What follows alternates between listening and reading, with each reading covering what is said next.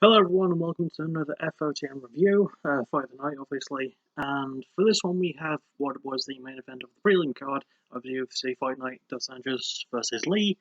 Obviously there's the main event, the prelim card of the main event itself, between Aspen Ladd and Sijara Eubanks, and it was at the Blue Cross Arena in Rochester, New York, and yeah, I think it's interesting that first of all, we had two female Fight of the Nights in a row, because last week we had one as well, which I didn't like. I like this one quite a lot more.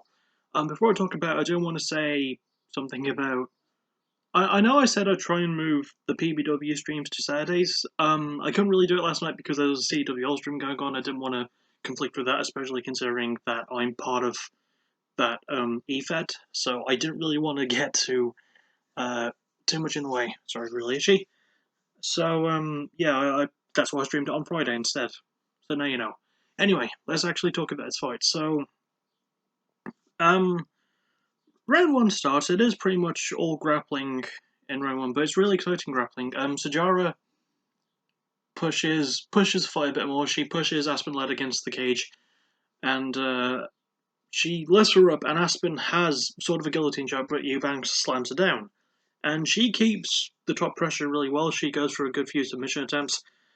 And eventually, Aspen manages to use her slickness, I guess you could call it. Sounds a bit dirty. But she manages to get out of the position and manages to take Sijara's back, and does go for a couple of submissions, goes for a good rear naked choke. Not as good as the one she goes for in round two, but it is worth bringing up. So yeah, she manages to get the arm out and manages to sweep her back. And a majority of this first round is grappling. The referee for this round was Keith Peterson. I feel that's worth pointing out. But it was really exciting grappling, and there was a bit of a disappointment, not with the fight, because the fight was really good, but the crowd weren't super into it, which was a bit weird to me. Considering it's a New York crowd, and considering the very sparse amount of times that the UFC has been there since MMA was legalized in New York in 2016, I don't know. I just feel like, obviously this is not the first event in New York, but yeah, the crowd could have been a little bit better in my opinion. But round one, even though Aspen Ladd would win by unanimous decision, I feel like this round belongs to Sarge personally. Like, she was the one who went for the takedown. She got a really good slamming takedown. She got some good submission sort of attempts, but Aspen Ladd definitely had the majority of that by the end of the fight. And when they were standing back up, Sijara was landing some really good boxing combos. So I definitely give round one to Sijara. And it's interesting because in the scorecards, a judge gave Aspen all 3 rounds. I don't think she got all 3 rounds. I think she won the fight. Don't get me wrong, I just don't think she got all 3 rounds. I'm glad that she won by unanimous decision, but I feel like the numbers should be closer. I know I'm a bit of a nerd when it comes to that stuff, but yeah, I feel like that should have been closer. Even if it wasn't a split decision win, it should have been a very close unanimous decision win, which it sort of was. So that's a good thing. In round two, we sort of have an opposite story as Aspen Ladd initiates the clinch this time. In comparison to round one, when there was at least a little bit of striking at the start and at the end, there wasn't really as much in round two. There was a good couple of body kicks from Aspen Ladd, especially in round one as well. That was one of the best weapons in this fight, especially in round one, and super especially in round three. But yeah, she landed a good couple, but eventually she did get the clinch on Sijara, but Sijara turned it around and put Aspen Ladd against the cage. Almost had a Muay Thai clinch and did land a good couple into the body. They were trading those in rounds 2 and 3. But eventually there was another takedown. But Aspen Ladd managed to get the better of it and sort of counter it and managed to get on top. She got Sijara's back and went for 3 rear naked choke attempts. Very tight ones as well, but Sijara toughed it out. If there's anything I've learned from watching Sarge on that season of The Ultimate Fighter, I forget which one, it's that she is tough as hell, and seeing her get out of this as well. In fact, did she win that season? I think she did, didn't she? Uh...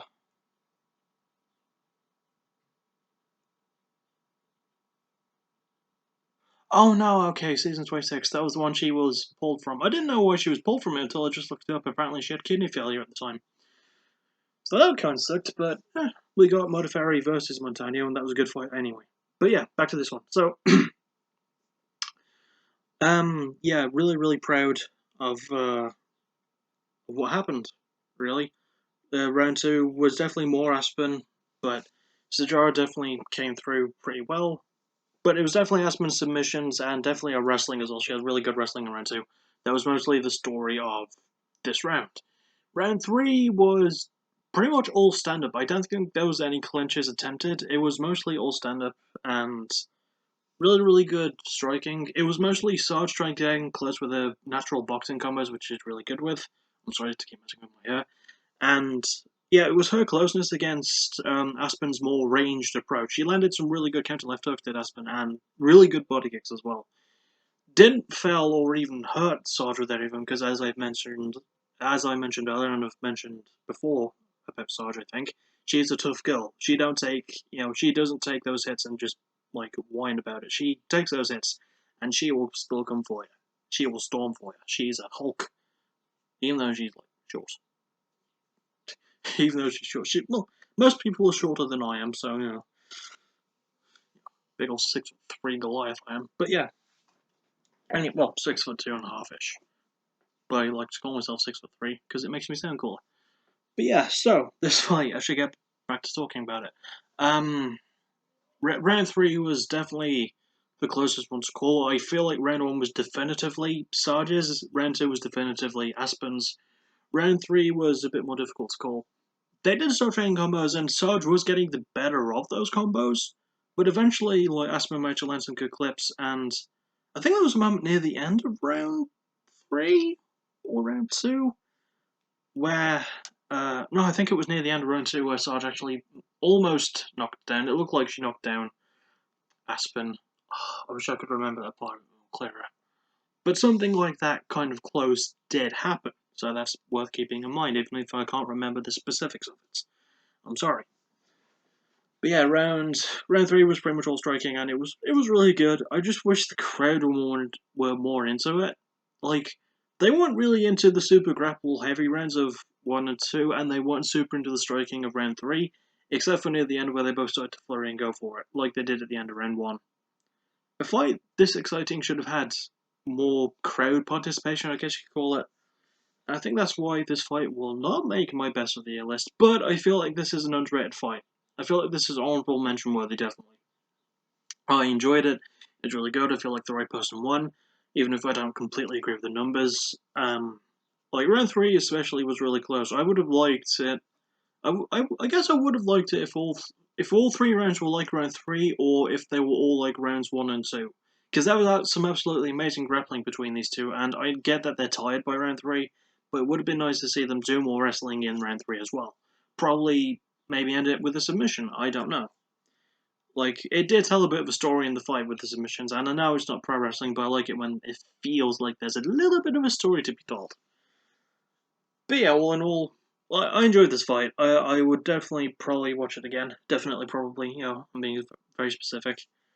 But yeah, I liked it. I don't really have any problems with it, except for the crowd. Even the commentary was really, really funny with the comment they made about Mark Henry, not the pro wrestler, a coach for one of the 2 women involved in this fight. I don't remember exactly who, I'm sorry. But Mark Henry speaks in code a lot. I think it was for Sarge. Who cares? He speaks in code a lot, and he had his microphone off at some point, and the commentators pointed that out, and they had like a little bit of a banter with him, and I thought that was quite funny. But yeah, that aside, all in all, good fight, probably even great. Would have been better if the crowd were more into it, were more invested. I guess they were probably tight because it was the last fight of the prelims, but they still had was it 6 more fights to go through on the main card? Yeah, I mean they could have kept their energy for that. Anyway, that'll about do it for this. I will see you all tomorrow for the next backtracking episode on Random Hero, and then usual stuff. Had to yawn, excuse me. And then usual stuff after that, I'm hoping. So, and maybe my vocal cover will come out this week. I haven't really decided on what song I want to do on. Actually, I have. I just don't ever want to. I'll try, I guess. I don't know. Anyway, see you all tomorrow. As always, thank you for watching. You're awesome. Bye bye.